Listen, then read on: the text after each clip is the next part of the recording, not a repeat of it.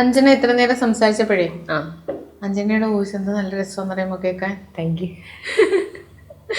RJ അങ്ങനത്തെ പരിപാടികളൊക്കെ നോക്കിയോ? അല്ലെങ്കിൽ ഫോർ എക്സാമ്പിൾ മീൻസ് ഡബ് അങ്ങനത്തെ കാര്യങ്ങളിലേക്ക് കോൺസെൻട്രേറ്റ് ചെയ്തോടെ?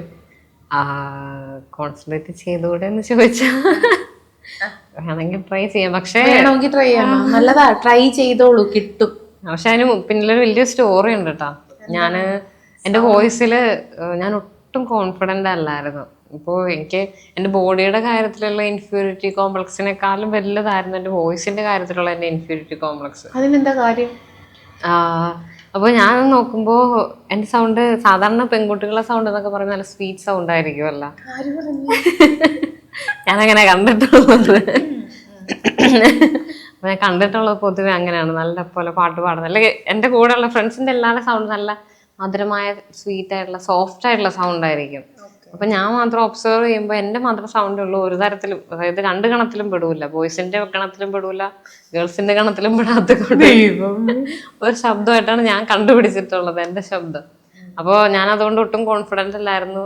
ഞാൻ വോയിസ് മെസ്സേജ് ഒന്നും അയക്കുകയില്ല, എൻ്റെ കൂട്ടുകാർക്കൊന്നും അയക്കുകയില്ല. അപ്പോൾ ഇപ്പോൾ ഈ പേജൊക്കെ സ്റ്റാർട്ട് ചെയ്ത് ഇങ്ങനെ വീഡിയോ ഒക്കെ ചെയ്യാൻ തുടങ്ങിയപ്പോഴത്തേക്ക് എൻ്റെ ഏറ്റവും അടുപ്പമുള്ള എൻ്റെ ഫ്രണ്ട്സൊക്കെ എൻ്റെ അടുത്ത് ചോദിക്കാൻ തുടങ്ങി, നീ പണ്ട് വോയിസ് മെസ്സേജ് പോലും അയക്കാതിരുന്നവളല്ലേ ഇപ്പൊ വീഡിയോ വ്ലോഗ് ചെയ്യുന്നതെന്ന്.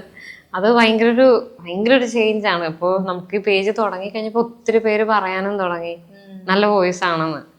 അപ്പോഴാണ് എനിക്ക് തന്നെ ഒന്ന് തോന്നാൻ തുടങ്ങിയത് കുഴപ്പമില്ല, അതെ, പുതിയ ഡബിങ് ആർട്ടിസ്റ്റ് ജനിച്ചിരിക്കുന്നു. അതെ, നമുക്ക് നോക്കാം, വേണമെങ്കിലും നോക്കാം. ഇപ്പൊ ഈ തൂവാലയുടെ ഷോർട്ട് സീരീസ് ഇല്ലേ, അപ്പൊ അതിന് ഓൺ വോയിസ് ആയിരുന്നു? അതിന് ഓൺ വോയിസ് ആയിരുന്നു. അത് ഞാൻ സ്വന്തമായിട്ട് വീട്ടിലിരുന്ന് തന്നെ വോയിസ് ചെയ്ത് കൊടുത്തത്. പക്ഷെ ഈ പറഞ്ഞ ഫസ്റ്റ് വീട്ടിലിരുന്ന് വീട്ടിലിരുന്ന്. അപ്പൊ ഡബിങ് ബൂത്തിൽ അങ്ങനെയൊന്നും പോയിട്ടില്ല? അതല്ലാതെ വേറൊരു പ്രോഗ്രാമിന് വേണ്ടി പോയിട്ടുണ്ട്. ഗുഡ്നസ് ചാനലിന്റെ ഒരു ഇതുപോലെ തന്നെ നമ്മളൊരു പ്രോഗ്രാമിന് വേണ്ടിയിട്ട് പോയിട്ടുണ്ട്. അപ്പൊ എക്സ്പീരിയൻസ് ഉണ്ട്. അപ്പൊ നമ്മുടെ ഇവിടെ ഈ സ്റ്റുഡിയോയിലേ ഈ ഡബിങ്ങും അതും ഇതൊക്കെ ഉള്ളതാ. അപ്പൊ നമുക്കൊന്ന് ടെസ്റ്റ് ചെയ്ത് നോക്കിയാലോ? നോക്കാം, എല്ലാ പരിപാടിയും ഉള്ളത് ട്രൈ ചെയ്യാം. ഒന്നും വേണ്ടെന്ന് വെക്കണ്ടല്ലോ. ചാൻസസ് വരുമ്പോഴത്തേക്ക് എവിടെയാണ് എന്താണ് ദൈവം നോക്കി വെച്ചിരിക്കുന്നത് പറയാൻ പറ്റില്ലല്ലോ. പിന്നല്ല.